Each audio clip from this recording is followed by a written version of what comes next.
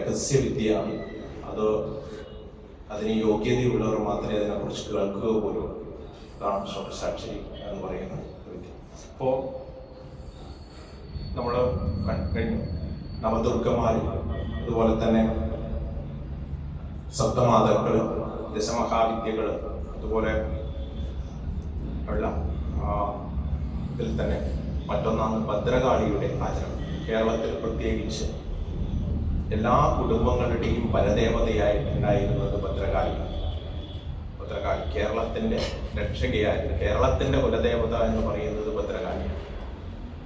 അതായത് ദേവന്മാർക്കൊന്നും രക്ഷയില്ലാത്ത സമയത്ത് എല്ലാ ദേവന്മാരും ശ്രീ പരമേശ്വരൻ ശിവനെ അഭയം പ്രാപിക്കുകയും അങ്ങനെ ശിവന്റെ മൂന്നാം തൃക്കളിൽ നിന്നും പൊട്ടിപ്പുറപ്പെട്ട് ഉണ്ടായിട്ടുള്ള ദാരിക നിഗ്രഹത്തിനായിട്ട് പൊട്ടിപ്പുറപ്പെട്ട വ്യക്തിയാണ് ഭദ്രകാളി.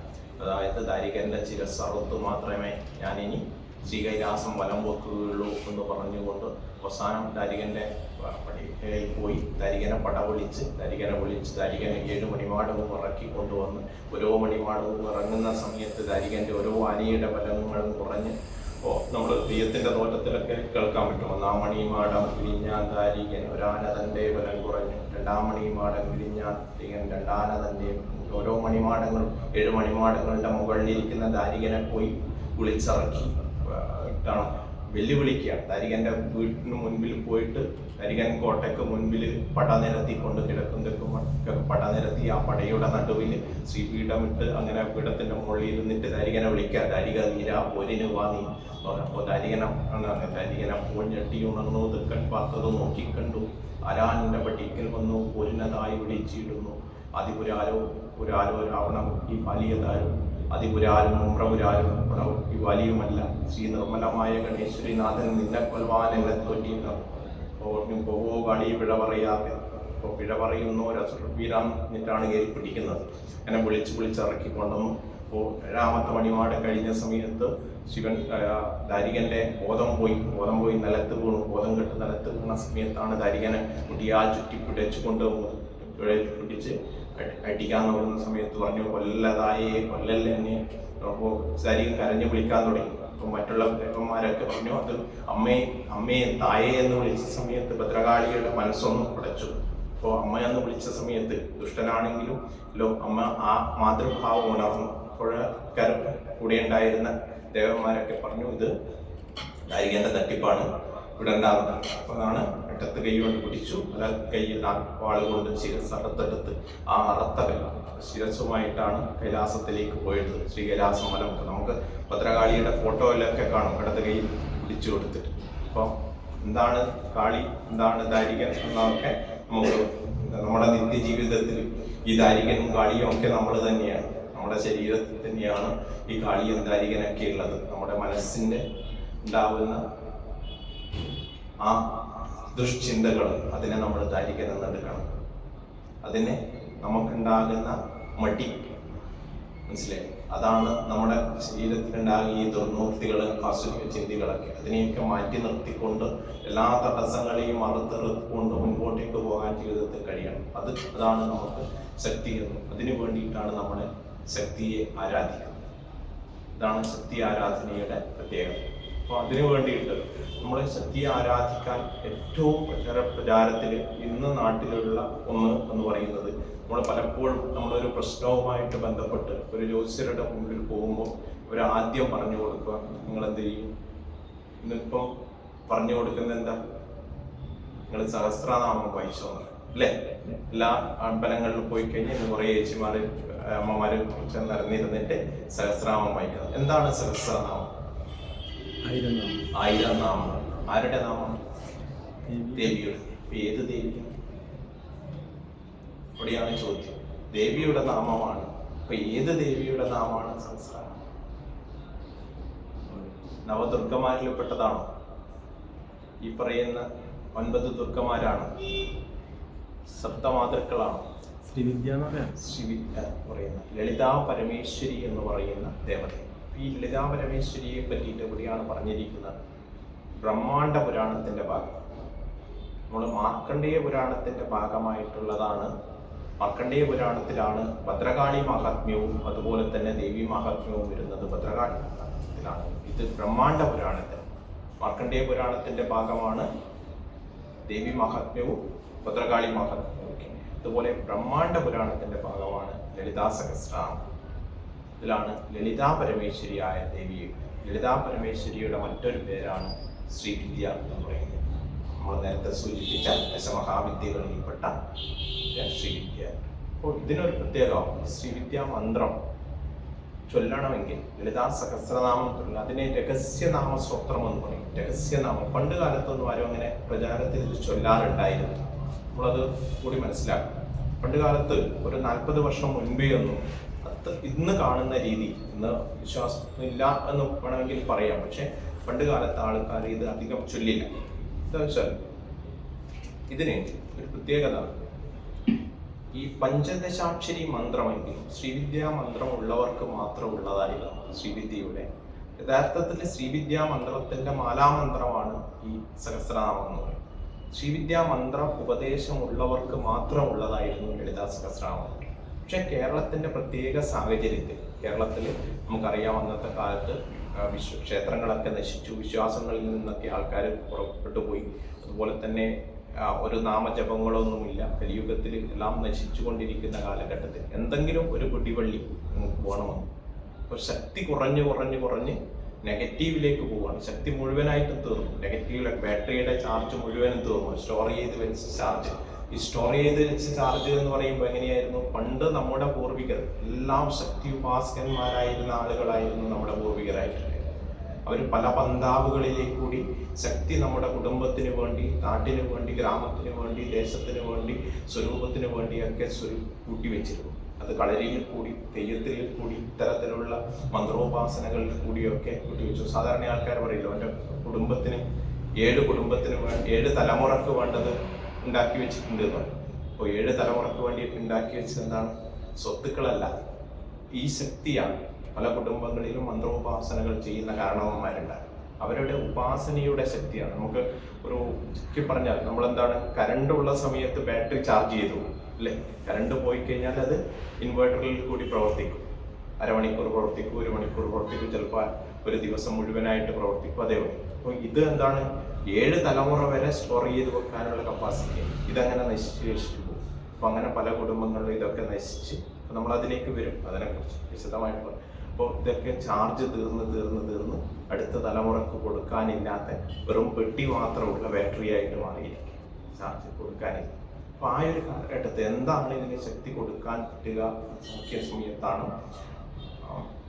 ഇവിടെ സത്യാനന്ദ സരസ്വതി സ്വാമികളും അതുപോലെ സദ്ഗുരു മാതാ അമൃതാനന്ദമയി ദേവിയും സമൂഹത്തോട് ആഹ്വാനം ചെയ്ത് നിങ്ങളൊക്കെ സഹസ്രനാമം വായിക്കണം. ഇങ്ങനെയാണ് അമൃതാനന്ദമയിയുടെ മഠങ്ങളിലൊക്കെ ഈ ലളിതാ സഹസ്രനാമത്തിന്റെ ബുക്കുകൾ പ്രിന്റ് ചെയ്ത് അവരുടെ സത്സംഗങ്ങളിലൊക്കെ സമൂഹാർച്ചനയായിട്ട് ഇതൊക്കെ ആയി തുടങ്ങിയത്. ഇന്ന് സമൂഹത്തിൽ എല്ലാവരും എല്ലാ ക്ഷേത്രങ്ങളിലൊക്കെ വായിക്കുന്നത്. പക്ഷെ പലർക്കും ഇത് എന്താണ് എന്ന് അറിയില്ല. 1000 നാമങ്ങളാണ് ലളിതാ പരമേശ്വരിയുടെ 1000 നാമങ്ങളാണ് ലളിതാ സഹസ്രനാമം എന്നുള്ള പേരിൽ അറിയപ്പെടുന്നത്. ഈ 1000 നാമങ്ങളിൽ തന്നെ ഇത് ശ്രീചക്രവുമായിട്ട് ബന്ധപ്പെട്ട് കേട്ടിട്ടുണ്ടോ? ശ്രീചക്രം കണ്ടിട്ടുണ്ട്? എന്താ ശ്രീചക്രം? ശ്രീചക്രത്തിന് മറ്റൊരു പേരുണ്ട്. എന്താ? മഹായന്ത്രം. എല്ലാ യന്ത്രങ്ങളും അടങ്ങി, അതിനപ്പുറം മറ്റൊരു യന്ത്രമില്ല. മഹായന്ത്രമാണ് ശ്രീചക്രം. അതുപോലെ തന്നെ മഹാതന്ത്രമാണ് എന്താണ്? ശ്രീവിദ്യ. ശ്രീവിദ്യയുടെ യന്ത്രമാണ് ശ്രീചക്രം. ലളിതാ പരമേശ്വരിയാണ് ഇതിലെ കൂടിയാണ്. മഹാമന്ത്രം, മഹായന്ത്രം, ഇതാണ്. ഇത് മൂന്നും ചേർന്നിട്ട് യന്ത്രവും മന്ത്രവും തന്ത്രവും ചേർന്ന് മനസ്സിലായി. അപ്പോൾ ഈ ഷോഡശാക്ഷരി എന്ന് പറയുന്ന ശ്രീവിദ്യാത്വം തന്നെയാണ് മഹാമന്ത്രം എന്ന് പറയുന്നത്. അതിലുള്ള ആചരിക്കുന്ന ദേവതയാണ് ശ്രീവിദ്യ എന്ന്, ലളിതാ പരമേശ്വരി എന്ന്. ഈ ലളിതാ പരമേശ്വരിയുടെ യന്ത്രം. അപ്പോൾ യന്ത്രം എന്ന് പറയുമ്പോൾ നമുക്ക് കുറച്ചുകൂടി വ്യക്തമായിട്ട് പറഞ്ഞാൽ ഇത് താന്ത്രികർക്കുള്ളത്. താന്ത്രികർ എന്ന് പറയുമ്പോൾ എഞ്ചിനീയർമാർ. നമ്മളെ വീട്ടിൻ്റെ ഒരു പ്ലാന്, നമുക്കിത് പ്ലാന് കണ്ടാൽ പെട്ടെന്ന് മനസ്സിലാവില്ല അല്ലേ? അതേസമയത്ത് ഒരു സിവിൽ എഞ്ചിനീയർ അവർ പറയും ഇത് സിറ്റ് ഔട്ടാണ്, സെൻട്രൽ ഹാളാണ്, ഇങ്ങനെ വെച്ചത് ഇത് ബാത്റൂമാണ്, ഇത് ബാത്റൂമിൻ്റെ വാളാണ് അല്ലേ, ഇത് കിച്ചണാണ്, ഇത് ഇങ്ങനെ വരച്ചത് സ്റ്റെയർ കേസാണ്. ഇത്ര വിൻഡോ ആണ്, അതൊക്കെ അവർക്ക് കൃത്യമായിട്ട് മനസ്സിലാവും. നമുക്ക് പെട്ടെന്ന് മനസ്സിലാവും. നമുക്ക് വേണമെങ്കിൽ എന്താണ് 3D രൂപത്തിൽ പിക്ചർ വന്നു അല്ലേ? ആ പിക്ചറാണ് എന്താ പറയുന്നത്, ലളിതാ പരമേശ്വരിയുടെ ഇങ്ങനെ നമുക്ക് ഇതുപോലെ കിട്ടുന്ന ലളിതാ പരമേശ്വരിയുടെ ചിത്രം. എങ്ങനെയാണ് ആ ദേവതയെ കണ്ട ആൾക്കാരാണ് അതെന്താ പറയുക ആ രൂപത്തിൽ കണ്ടത്. എങ്ങനെയാണ് അതിൻ്റെ ഋഷിമാര് കണ്ടത്? സിന്ദൂരാരുണ വിഗ്രഹാം തൃണേന എന്ന് പറഞ്ഞിട്ടുള്ള ധ്യാന ശ്ലോകം, ആ ധ്യാന ശ്ലോകത്തിലേക്ക് കൂടിയാണ് എങ്ങനെയാണോ ആ രൂപത്തിലാണ് അവർ കണ്ടത്. ആ ദേവതയെ എങ്ങനെയാണ് കണ്ടത്? അതേ ഓരോ മന്ത്രങ്ങളും ആ മന്ത്രത്തിന്റെ സൃഷ്ടാവ്, അതായത് ആ ദേവതയെ ദർശിച്ച ആൾ, അതാണ് അതിന്റെ ഋഷി എന്ന്. ഒരു മന്ത്രത്തിന് ലളിതാ സഹസ്രനാമം ഒരു മന്ത്രമാണ്.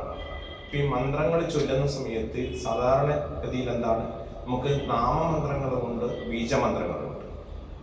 ലളിതാ സഹസ്രനാമം എന്ന് പറയുന്നത് നാമമന്ത്രമാണ്. നാമങ്ങൾ ഈ 100 നാമങ്ങളും 100 പേരുകളും എന്താണ് മന്ത്രമാണ്. അതുകൊണ്ടാണ് ആ മന്ത്രം എടുത്ത് ചെയ്യുന്ന സമയത്ത് സാധാരണ നമ്മളൊരു ഗുരു ഉപദേശത്തോടു കൂടി മാത്രമേ മന്ത്രങ്ങളൊക്കെ കൈകാര്യം ചെയ്യാൻ. ഇതെന്താണെന്ന് മനസ്സിലാവും. നേരത്തെ മുൻപ് സൂചിപ്പിച്ച പോലെ നമ്മൾ പെട്രോൾ എടുത്ത് പോകുമ്പോൾ ശ്രദ്ധിക്കണം. നമുക്ക് അടുത്തിരിക്കുന്ന ആള് തീയും കൊണ്ട് വന്നാൽ നമ്മൾ വളിക്കും, മനസ്സിലായി? നമ്മുടെ കയ്യിലുള്ളത് പെട്രോളാണ്. അപ്പോൾ അടുത്ത് ആള് തീയും കൊണ്ട് വന്നു കഴിഞ്ഞാൽ പെട്രോൾ പമ്പിന്റെ അടുത്തൊക്കെ ആണെങ്കിൽ അന്വേഷിക്കും. പക്ഷെ ഇതുപോലെയല്ല. അപ്പോൾ പറഞ്ഞാൽ മനസ്സിലായില്ലേ? അപ്പോൾ ഇത് കൈകാര്യം ചെയ്യുമ്പോൾ നല്ലൊരു ഗുരു ഉപദേശം ഉണ്ടാവണം, ഗുരുവിന്റെ ശ്രദ്ധ ഉണ്ടാവണം. അപ്പോൾ ഓരോ മന്ത്രവും ചൊല്ലുന്നതിന് അതിനൊരു ക്രമമുണ്ട്, അതിന്റെ മീറ്റർ എന്ന് പറയും. എല്ലാ മന്ത്രവും ഒരുപോലെയല്ല. ആ മന്ത്രത്തെ ദർശിച്ച ആളാണ് അതിന്റെ ഋഷി എന്ന് പറയും. അതുപോലെ ആ ചൊല്ലുന്നതിന് നമ്മളിപ്പോൾ മലയാളത്തിൽ വൃത്തം, അലങ്കാരം, കേക, അതുപോലെ തന്നെ മഞ്ചരി, അങ്ങനെയുള്ള വൃത്തങ്ങൾ. അതുപോലെ തന്നെയാണ് എന്താ പറയാ ഈ ഛന്ദസ് എന്ന് പറയും. അപ്പോൾ അനുഷ്ടുപ് ഛന്ദസ്സിലാണ് ലളിതാ സഹസ്രനാമം ഉണ്ടാക്കിയത്. ഓരോ ഛന്ദസ് ഉണ്ട്. അനുഷ്ടുപ് ഛന്ദസ് ഉണ്ട്, പങ്ക്തി ഛന്ദസ് ഉണ്ട്, ഗായത്രി ഛന്ദസ് ഉണ്ട്, ഋജുൽ ഗായത്രി ഛന്ദസ്, അങ്ങനെ ഓരോ മന്ത്രത്തിനും ഇതുണ്ട്. അപ്പം ആ ലളിതാ സഹസ്രനാമം അനുഷ്ടുപ് ഛന്ദസ്സിലാണ് രചിച്ചിട്ടുള്ളത്. വൈഷ്ണ്യാദി വാഗ്ദേവതമാരാണ്, വൈഷ്ണി, കാമേശി, പത്നി എന്ന് പറഞ്ഞാൽ വൈഷ്ണ്യാദി വാഗ്ദേവതമാരാണ്, 8 ദേവിമാരാണ് അത് രചിച്ചിട്ടുള്ളത്. ലളിതാ ത്രിപുരസുന്ദരിയുടെ ആവശ്യപ്രകാരം അവരാണ് ഈ സഹസ്രനാമം രചിച്ചിട്ടുള്ളത്. അപ്പൊ ശ്രീചക്രത്തിൽ പറയുന്നത് ശക്തിയുടെ പ്രതീകങ്ങളായിട്ടുള്ള 5 ത്രികോണങ്ങൾ, ശക്തിയുടെ പ്രതീകമായിട്ടുള്ള 5 ത്രികോണങ്ങൾ, അതായത് താഴോട്ടേക്ക് പോയിന്റ് ചെയ്യുന്ന ത്രികോണത്തിന്റെ പോയിന്റ് ഉണ്ട്. താഴോട്ടേക്ക് പോയിന്റ് ചെയ്യുന്ന 5 ത്രികോണങ്ങളും മുകളിലോട്ട് പോയിന്റ് ചെയ്യുന്ന 4 ത്രികോണങ്ങൾ, അത് ശിവന്റെ പ്രതീകം. ശിവന്റെയും ശക്തിയുടെയും പ്രതീകമായിട്ടുള്ള ഈ 5 4 9 ത്രികോണങ്ങൾ, അതാണ് 9ന്റെ പ്രത്യേകത. 9 ത്രികോണങ്ങൾ പരസ്പരം കൂട്ടിയോജിപ്പിക്കുന്ന സമയത്ത് ഉണ്ടാവുന്ന 43 ത്രികോണങ്ങൾ, അതാണ് ശ്രീചക്രം. അപ്പൊ 43 ത്രികോണങ്ങളാണ് ശ്രീചക്രം. എങ്ങനെയാണെന്ന് വെച്ചാൽ നടുക്കൊരു ത്രികോണം, അതിന്റെ പുറത്ത് 8 ത്രികോണം. അപ്പോൾ 1 8 9, അതിന്റെ പുറത്ത് 10 ത്രികോണങ്ങൾ, അന്തർദശാരം 3 9 19, അതിന്റെ പുറത്ത് 10 ത്രികോണം 21, അതിന്റെ പുറത്ത് 14 ചതുർദശാരം 40 ത്രികോണം, അതിന്റെ പുറത്ത് അഷ്ടകോണം 8, അതിന്റെ പുറത്ത് അന്തർദശാരം 10 ത്രികോണം, അതിന്റെ പുറത്തുള്ള 10 ത്രികോണം, ദശാരം, അതിനുള്ള ചതുർദശാരം 14. ഇതാണ് ഇതിന്റെ പുറത്ത് 8 ദളങ്ങൾ, അഷ്ടദളം, ഇതിന്റെ പുറത്ത് ഷോഡശദളം 16 ദളം, 3 വൃത്തങ്ങൾ, 4 ഭാഗത്തേക്ക് തുറക്കുന്ന ഗോപുരം. ഇതാണ് ശ്രീചക്രം.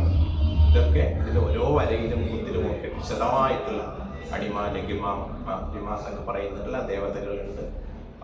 തിഥിനിത്യ ദേവതകളുണ്ട്, പ്രഥമ മുതൽ തൃതീയ എന്ന് പറയുന്ന ദേവതകളുണ്ട്, അഷ്ടമാതാക്കളുണ്ട്. അങ്ങനെ ഓരോത്തിലും ഓരോ ദേവതമാരുണ്ട്. അതൊക്കെ ആ ശ്രീവിദ്യാ സമ്പ്രദായത്തിൽ നല്ല ഗുരുക്കന്മാരിൽ നിന്ന് പഠിച്ചെടുക്കുകയാണ് നമ്മൾ. ഇതൊക്കെ ഇതിന്റെ പോയിന്റ്സ് മാത്രമാണ് പറയുന്നത്. ഞാൻ പറഞ്ഞില്ല, അതീവ രഹസ്യമായിട്ടുള്ള ശക്തികളാണ്. നമ്മൾ ഇതിനൊക്കെ ഇങ്ങനെയൊരു വേദി നമ്മൾ ഇങ്ങനെയൊക്കെ ഉണ്ട് എന്ന് പറഞ്ഞു കൊടുക്കാനേ പറ്റും. തേനും വയമ്പും ചുണ്ടിൽ തിരിച്ചു കൊടുക്കാനേ പറ്റും. അത് നമ്മൾ അന്വേഷിച്ച് കണ്ടെത്തണം, നല്ല ഗുരുക്കന്മാരെ കണ്ടെത്തണം. അവിടെയാണ് നേരത്തെ സൂചിപ്പിച്ചതുപോലെ ഈ മേഖല എന്ന് പറയുന്നത് തികച്ചും തെറ്റിദ്ധരിക്കപ്പെടുന്ന, ചൂഷണം ചെയ്യപ്പെടുന്ന ഒരു മേഖല. അവിടെയാണ് നമുക്ക് നല്ല ഗുരുക്കന്മാരെ കണ്ടെത്തുക, അവരുടെ നിന്ന് ശിക്ഷണം സ്വീകരിക്കുക എന്ന് പറയും. നല്ല ഗുരുക്കന്മാരെ കിട്ടലാണ് എന്ന് ഏറ്റവും അത് കിട്ടണമെങ്കിൽ നമ്മുടെ ഗുരുപരമ്പരയുടെ നമ്മുടെ പാരമ്പര്യത്തിൻ്റെ ഒരു ഇതുണ്ടാവണം. നമ്മുടെ പൂർവികർ ചെയ്ത് വെച്ചിട്ടുള്ള പാപങ്ങളൊക്കെ തീർന്നു കഴിഞ്ഞാൽ നിങ്ങൾ ഇതാണ് ഇപ്പോൾ നിങ്ങളൊക്കെ അതെല്ലാം തീർന്നവരാണ് എന്നാണ് എൻ്റെ വിശ്വാസം. അല്ലെങ്കിൽ ഇങ്ങനെയൊരു ഇതിലിരിക്കില്ല, മനസ്സിലായില്ലേ? ഇതുകൊണ്ടാണ് നിങ്ങൾക്ക് ഇവിടെ ഇരിക്കാനും എനിക്കിത് പറയാനും നിങ്ങൾക്ക് കേൾക്കാനും ഒക്കെ സാധിക്കുന്നത്. അപ്പോൾ ഇതാണ് ശുക്രവുമായിട്ട് ബന്ധപ്പെട്ട് പ്രധാനപ്പെട്ട് പറയാനുള്ളത്. അപ്പോൾ ദേവിയുടെ ആരാധനയിൽ ഏറ്റവും ഉയർന്നു നിൽക്കുന്നത്, ഇതിനപ്പുറം മറ്റൊന്നില്ല, ശക്തി ആരാധനയുടെ ഏറ്റവും ഉയർന്ന തലമാണ് ശ്രീചക്ര ആരാധന എന്ന് പറയുന്നത്. ചതുഷ്ടി ഉപചാരാഠ്യ ചതുഷ്ടി കലാമയി മഹാചതുഷ്ടി കോടി യോഗിനി ഗണസേവിത.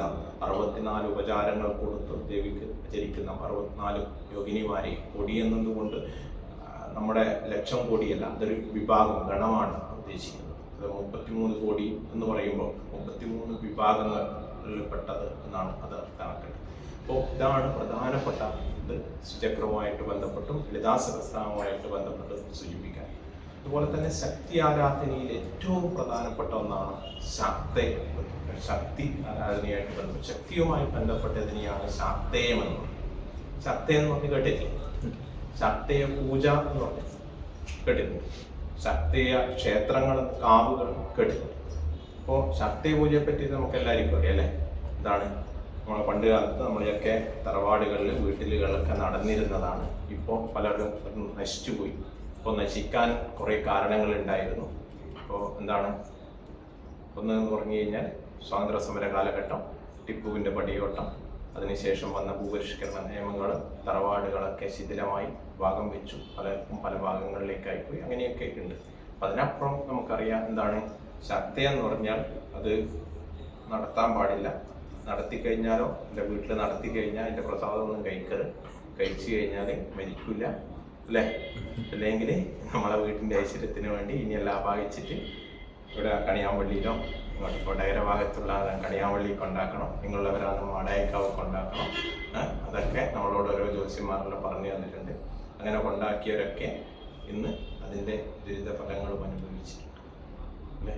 ശക്തയ എന്ന് വെച്ചാൽ നമ്മുടെ അമ്മയെ നമ്മുടെ മുത്തശ്ശിയായി, മുതുമുത്തശ്ശിയായി, നമ്മുടെ പാരമ്പര്യമായിട്ട് നമ്മുടെ വീട്ടിനകത്ത് ഉണ്ടായിരുന്ന ഒന്നിനെ എടുത്തുകൊണ്ട് നമ്മൾ കൊണ്ടുപോയി അനാഥാലയത്തിലാക്കി.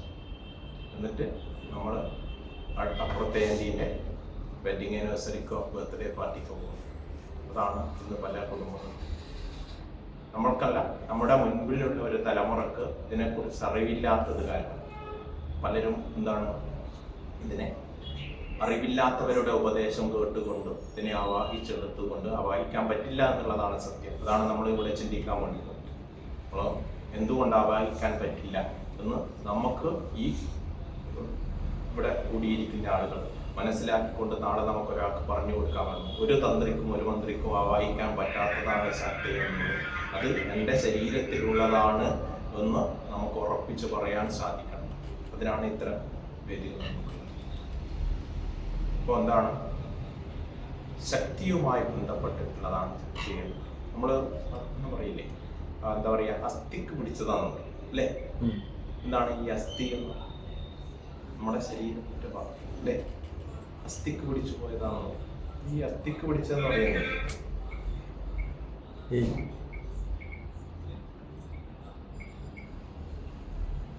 ശക്തയം എന്ന് പറയുമ്പോൾ നമ്മൾ രണ്ട് രീതിയിൽ ഒന്ന് കാണേണ്ടതുണ്ട്. ഒന്ന് ശക്തയ കാവുകളിൽ കൂടി നടക്കുന്ന അല്ല, മറ്റൊന്ന് വീട്ടിൽ കൂടി നടക്കും.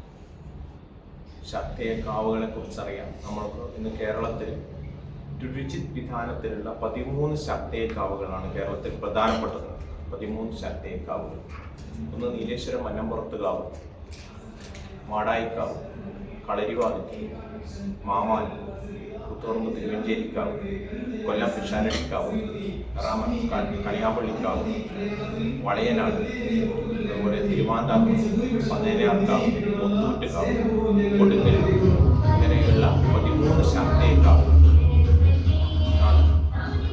ശാക്തേക്കാവുകളാണ് കേരളത്തിൽ പ്രധാനപ്പെട്ടുള്ളത്. അപ്പോൾ ഈ 13 ശാക്തേയ കാവുകളുടെയും പ്രത്യേകത എന്താണെന്ന് വെച്ചാൽ അവിടെ രുചി വിധാനം എന്ന് പറയുന്ന പ്രത്യേക വിധാനത്തിലാണ് പൂജകൾ. നമ്മൾ മറ്റു ക്ഷേത്രങ്ങളിലെ പൂജകൾ പോലെയല്ല. ഇവിടെ ശിവനും ശക്തിക്കുമാണ് പ്രാധാന്യം. ഈ ക്ഷേത്രത്തിനകത്ത് ശിവനും ഉണ്ടാവും, ശക്തിയുണ്ട്.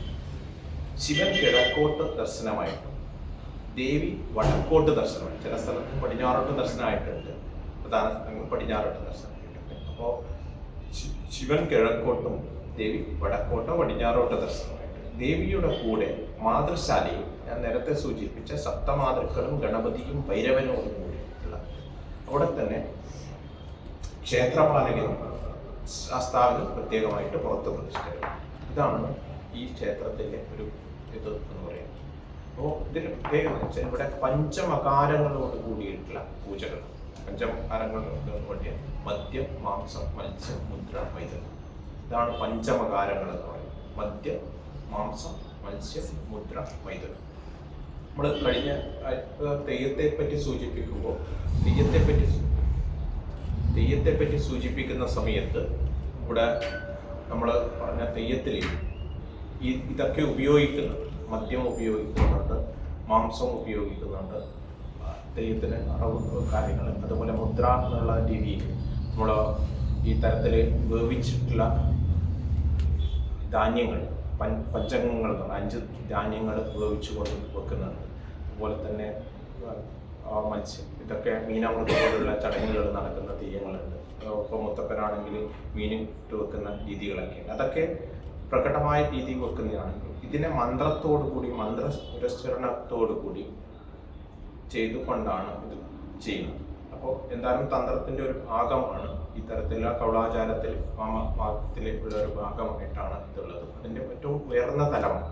പക്ഷെ ഇതിനെക്കുറിച്ച് ചിന്തിക്കുമ്പോൾ നമ്മൾ എന്താ ചെയ്യേണ്ടത്? നമ്മൾ നോക്കിക്കഴിഞ്ഞാൽ ഓരോ രാജാക്കന്മാരും, നമ്മുടെ നാട്ടിലെ ഓരോ രാജാക്കന്മാരും നാട്ടിൻ്റെ ശക്തിക്ക് വേണ്ടിയിട്ടാണ് ഈ ഇത്തരത്തിലുള്ള ക്ഷേത്രങ്ങൾ ഉണ്ടാക്കിയത്.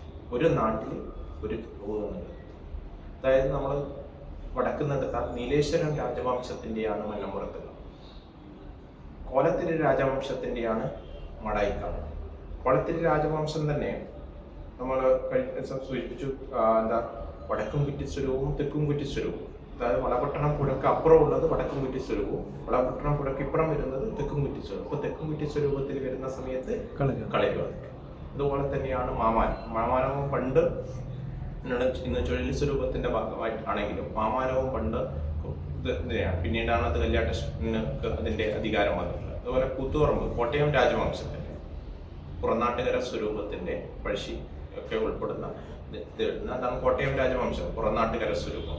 അവിടുത്തെ ക്ഷേത്രമാണ് കൂത്തുപറമ്പ് തിരുവഞ്ചേരിക്കാവ്. അതുപോലെ സാമൂതിരിയുടെ വളയനാട് രൂപത്തിന്റെ കളിയാമ്പുഴി, ഇങ്ങനെയുള്ള കാവുകൾ. അപ്പോൾ പ്രധാനപ്പെട്ട നമ്മുടെ വടക്കേ മലബാറിൽ തന്നെ 8 ശക്തി, 13-ൽ 8 നമ്മുടെ വടക്കേ മലബാർ. അതാണ് ഇതിൻ്റെ ഇത് ശാക്തേയത്തിന്റെ മണ്ണാണ്. ഇവിടുത്തെ രാജാക്കന്മാരെ ശക്തിയെ ആരാധിച്ചു. നമ്മൾ കണ്ണൂർ ജില്ലയിലെ പ്രശസ്തമായിട്ടുള്ള 5 ദേവീക്ഷേത്രങ്ങൾ എടുത്തു നോക്കിയാൽ, ആളുകളുടെ മൂല്യം കൊണ്ടും പ്രശസ്തമായ 5 ക്ഷേത്രം എടുത്തു നോക്കിയാൽ 3 ശക്തേക്കാവ്, മനസ്സിലായി, മടായിക്കാവും, കളരിവാതിക്കലും, മാമാനവും. ഇനിയും ഉണ്ട്.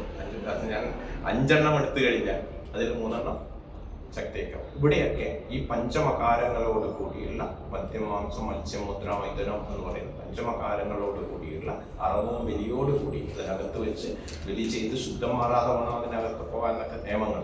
അവിടെ പൂജ ചെയ്യുന്നത് നമ്മളെ നാട്ടിലുള്ള നമ്പൂരിമാരല്ല.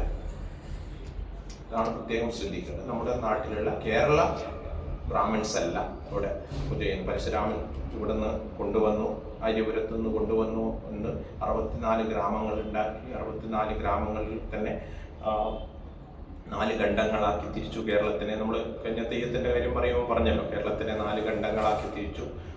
ഗോകർണം മുതൽ പെരുമ്പഴിയോളം, തൊടുനാളെന്നും പെരുമ്പുഴ മുതൽ പുതുപ്പട്ടം തഴിയോളം മൂഷികരാജ്യമെന്നും, പുതുപ്പട്ടാണ് മുതൽ കന്നേറ്റി വരെ കേരള രാജ്യമെന്നും, കന്നേറ്റി മുതൽ കന്യാകുമാരി വരെ കൂപരാജ്യമെന്നും ഇങ്ങനെ 4 ഖണ്ഡങ്ങളായി തിരിച്ചതൊക്കെ പറഞ്ഞു. അപ്പോൾ അതിൽ മൂഷിക രാജ്യത്തിൻ്റെ പെടുന്ന ഈ ഒരു പ്രദേശം, ഈ പ്രദേശത്താണ് നമുക്ക് ഏറ്റവും കൂടുതൽ ശക്തേയ കാവുകളുള്ളത്.